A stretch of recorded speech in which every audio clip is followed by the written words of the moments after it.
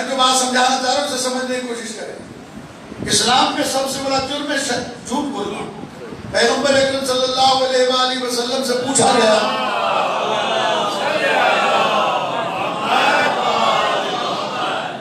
اللہ کے رسول کیا مسلمان شراب پی سکتا ہے؟ کیا مسلمان شراب پی سکتے؟ اچھا مسلمان شراب پی سکتے تو پیغمبر اکرم نے فرمایا ممکن ہے. توجہ رکھیے گا, ممکن ہے کہ شہوت کا غلبہ ہو, شہوت کا غلبہ ہو اور وہ شراب پی لے, ممکن ہے.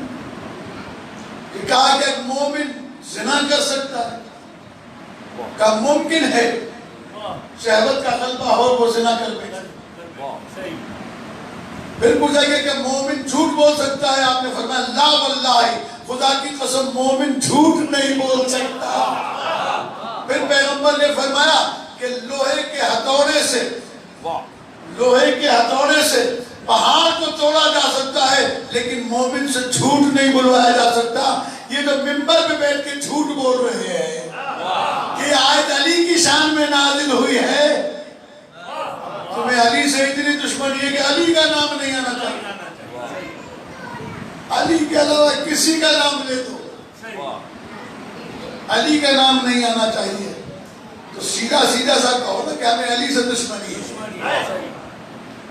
قرآن مجید کی تلاوت کرنے کے بعد بھی کہتے ہیں صدق اللہ العظیم. کہاں ہے قرآن مجید میں صدق اللہ العظیم؟ وہاں تو العلی العظیم ہے,